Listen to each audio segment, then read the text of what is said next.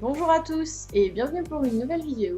Je vous disais la dernière fois que celle-ci allait être un peu spéciale parce que c'est sur un ouvrage de mon auteur préféré qui est Robin Hobb. Alors Robin Hobb, c'est une auteure américaine de 65 ans et qui a quand même une sacrée carrière derrière elle. Et si le nom vous semble familier, c'est parce qu'elle est notamment connue pour avoir écrit la saga de l'Assassin Royal qui date de 1995. Donc ce qu'il faut que vous sachiez, c'est qu'elle a écrit sous plusieurs pseudonymes, pardon.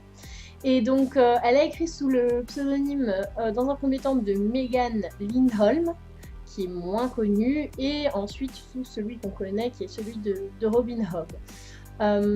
Donc pour vous expliquer un petit peu tout ce qu'elle a fait, elle a écrit en fait plusieurs sagas de bouquins qui se situent dans le même univers. Donc parmi celles-ci, on a donc l'Assassin Royal, les Aventuriers de la Mer, les Cités des Anciens, et aussi donc la suite de l'Assassin Royal qui est Le Fou et l'Assassin, qui est toujours en train de sortir à l'heure actuelle.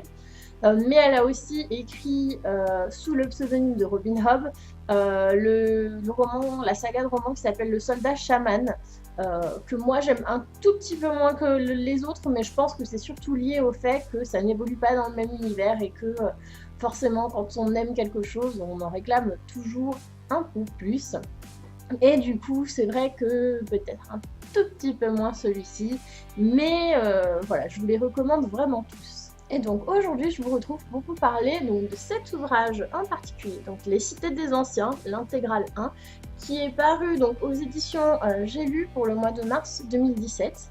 Cette intégrale 1 donc comprend les 4 premiers tomes de la série, et j'imagine du coup que la deuxième comprendra les 4 autres. Pour vous situer un peu, donc cette série se situe après l'Assassin Royal et après les Cités des Anciens. Donc si vous pouvez les lire dans le désordre, mais c'est vrai que comme tout est un peu enchevêtré, au moins je vous suggère, avant de commencer ça, d'avoir lu les Aventuriers de la Mer, parce que c'est plutôt important. Et donc là, c'est l'histoire justement, un petit spoil pour ceux qui ne l'ont pas lu, dans les Aventuriers de la Mer, en fait, les humains, enfin certains humains aident les serpents de mer à remonter le fleuve pour aller faire leur cocon. Et en fait, ça fait des décennies, voire des siècles qu'ils tournent sans trouver en fait la baie où ils avaient l'habitude de faire leur cocon. Et du coup, les serpents de mer qui, à terme, deviennent des dragons, à force d'avoir erré comme ça sans cesse, sans pouvoir se reposer, se nourrir convenablement, ça donne des dragons qui sont mal formés. Donc ils ont besoin d'assistance. Et dans les cités des anciens, en fait, c'est ça qu'on suit. C'est des jeunes gens, voire des enfants, qui ont été envoyés pour s'occuper des dragons. Bien évidemment, un dragon étant dangereux, on va pas envoyer n'importe qui pour s'occuper d'eux.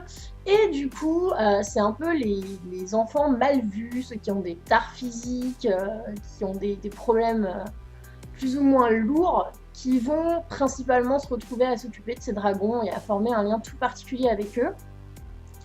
Évidemment, il y a d'autres personnages, je pense notamment à celui de Alice, qui est une jeune fille de bonne famille qui rêve plus que tout de partir à l'aventure et dont le rêve est de voir des dragons et qui décide justement de tout plaquer plus ou moins pour aller à leur rencontre. C'est des personnages qui sont très différents.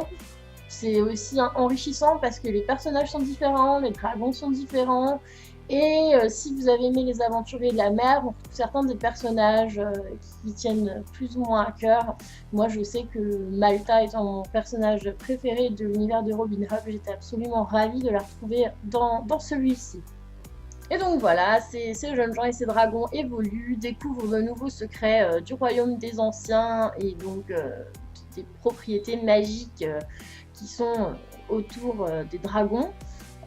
Mais bien sûr, vous avez aussi évidemment des histoires d'amitié, d'amour. Moi, je l'ai beaucoup aimé. C'est vrai que je suis pas très objective parce que je trouve qu'absolument tout ce qu'écrit Robin Hobb est passionnant. Mais bon, voilà, s'il y a bien un auteur que je vais vous suggérer de lire, c'est celle-ci. Donc lisez.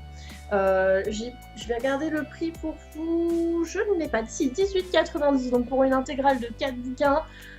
C'est pas très cher, franchement ça vaut le coup, je vais vous montrer, vous voyez c'est un sacré morceau, c'est pas écrit gros dedans, c'est pas une perte de temps, c'est pas une perte d'argent. Si ça vous dit, je vous encourage vivement à le lire.